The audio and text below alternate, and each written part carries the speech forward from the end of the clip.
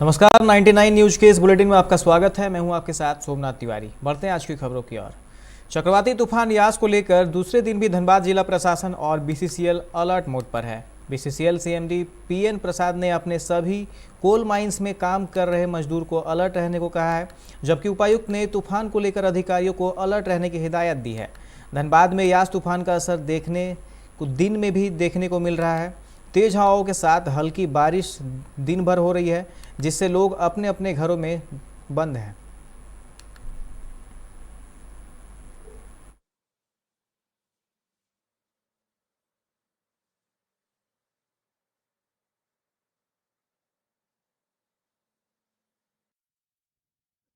उन्नीस बीस 18-19 के कंपेरिजन में जो है हम लोग 18-19 के जैसे मई का कंपेयर करेंगे उससे यदि ग्रोथ का टारगेट लेके चल रहा है।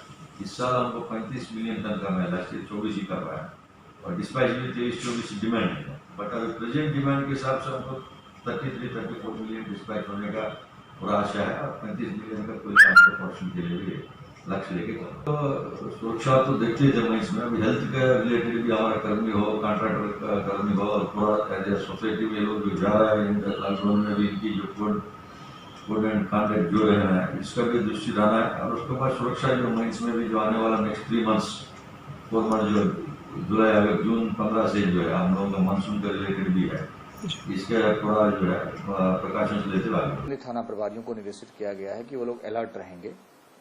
जितने लाइन डिपार्टमेंट हमारे इंजीनियरिंग विंग है उनको अलर्ट रहने के लिए कहा गया है।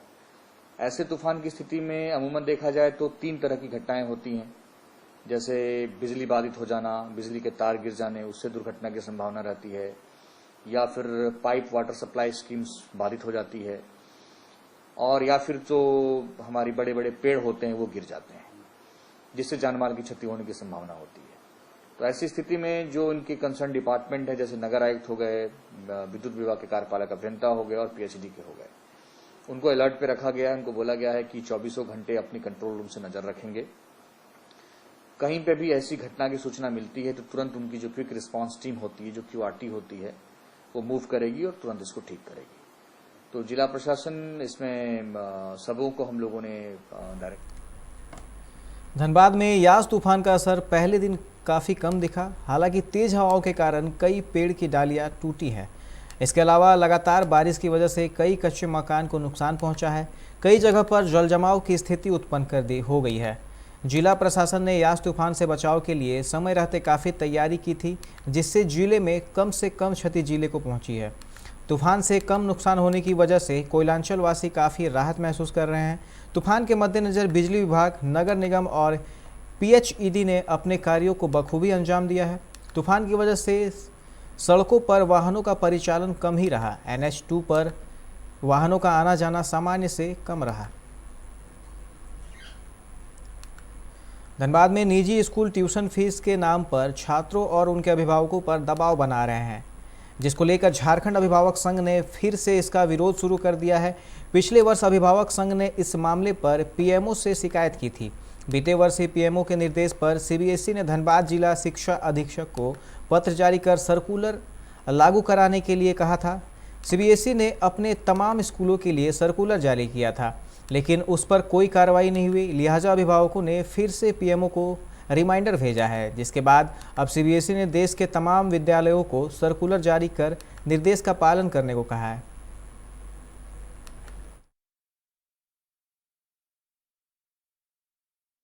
सीबीएसई को कंप्लेन किया, सीबीएसई ने कोई कार्रवाई नहीं किया, तो हम लोगों ने पीएमओ को कंप्लेन किया कि पीएमओ के आदेश पर सीबीएसई ने सभी स्कूलों को पत्र जारी करके इन सारे प्रावधानों के आलोक में दस्तावेज को सार्वजनिक करने का आदेश दिया, लेकिन उसका कंप्लायंस नहीं हुआ।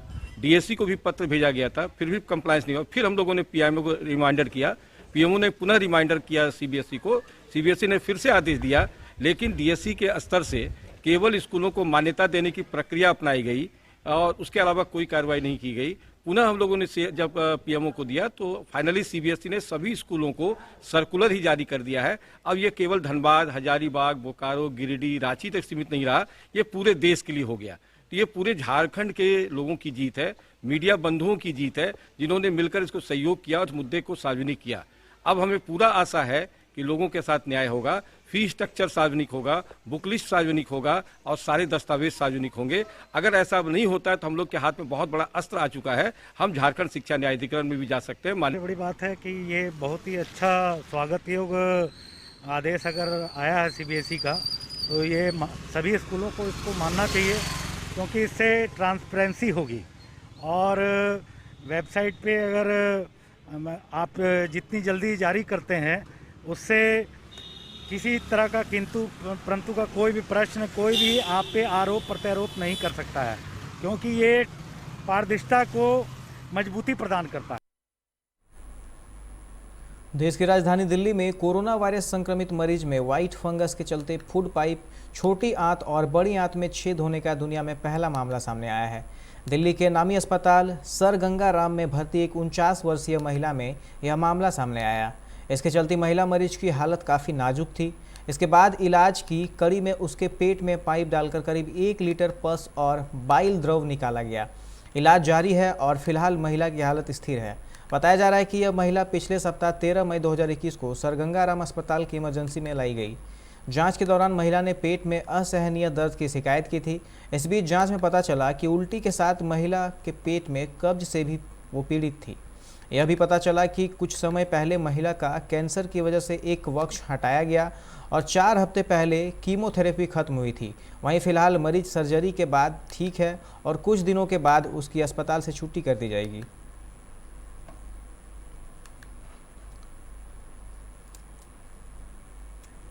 देश में कोरोना संक्रमण के नए मामलों में 2 दिनों में फिर से इजाफा हुआ है।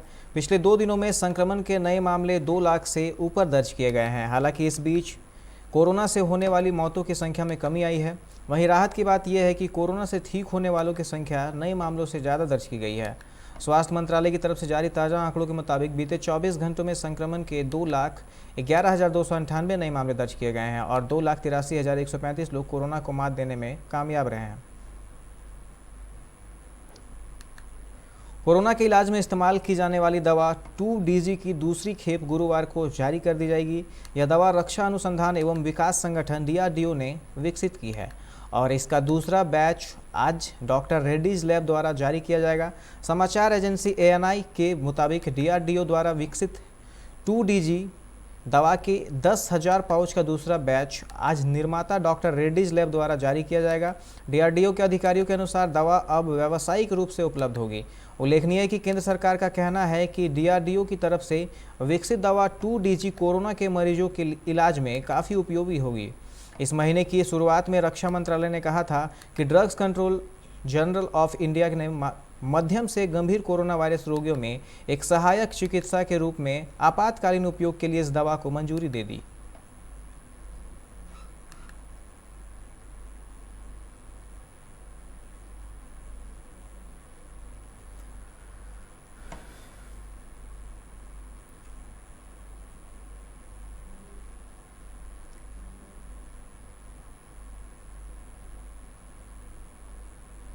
ओडिशा और बंगाल के तटीय इलाकों में कहर बरपाने के बाद भले ही चक्रवात यास कमज़ोर हो गया है, लेकिन यह तूफान झारखंड तक पहुंच गया है।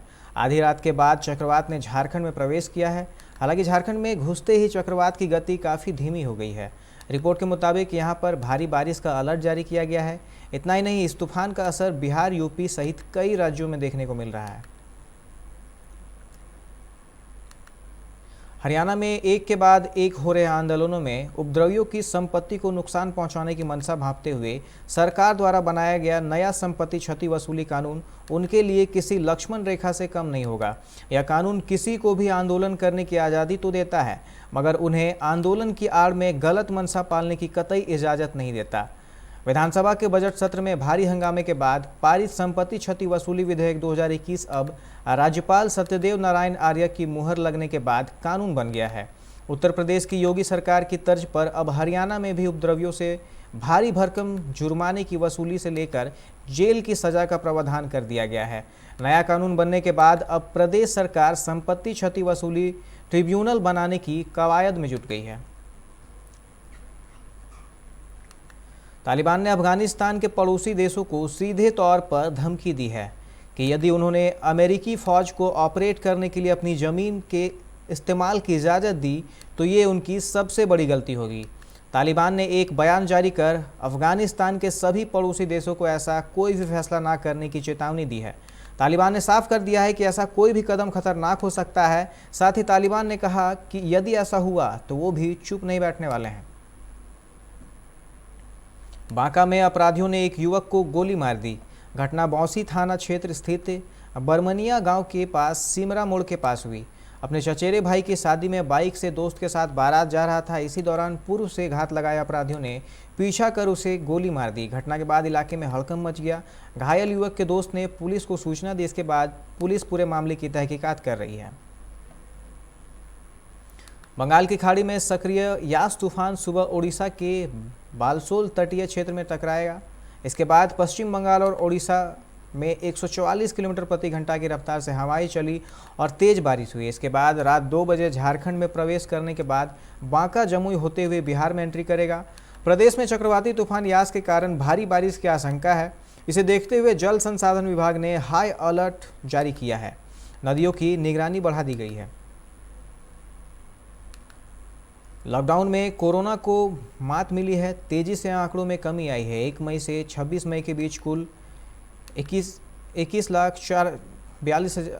2,14,223 लोगों में कोरोना का संक्रमण पाया गया है, जबकि इस दौरान 2,89,230 संक्रमितों ने कोरोना को मात दी है। 24 घंटे में कोरोना के नए मामले 2,603 आए हैं, जबकि कोरोना को मात देने वालों का आंकड़ा 6,641 रहा। ब्लैक फंगस ने एक संक्रमित की जान ले ली है। इलाज के दौरान IGIMS में उसकी मौत हुई। 24 घंटे में 11 नए मामले आए हैं, जिससे पटना के 2 बड़े संस्थानों में भर्ती मरीजों की संख्या अब 194 हो गई है। इसमें कुछ ही सर्जरी की जा रही है और कुछ का इंजेक्शन से इलाज किया जा रहा है। मरीजों की संख्या बढ़ते ही अब कालाजार के इंजेक्शन की भी भारी किल्लत हो गई है। अस्पतालों को जो कोटा अलॉट किया गया था वह भी अब खत्म हो रहा है।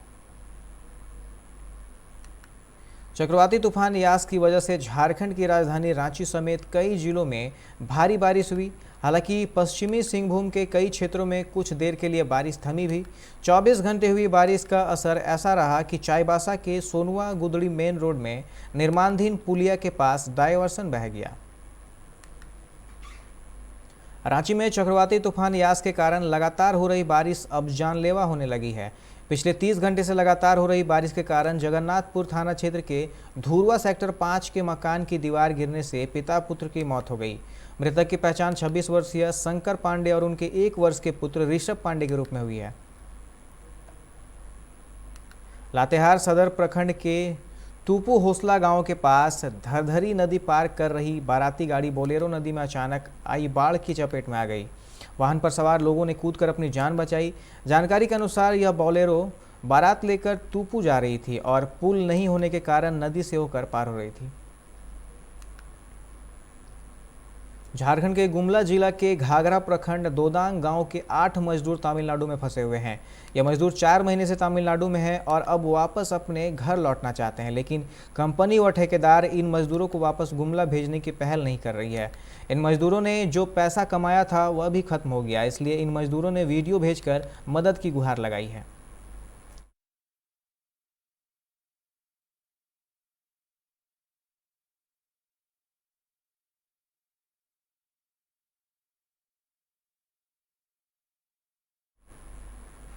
अभी के इस बुलेटिन में फिलहाल इतना ही। तमाम खबरों के लिए आप देखते रहे 99 न्यूज। नमस्कार।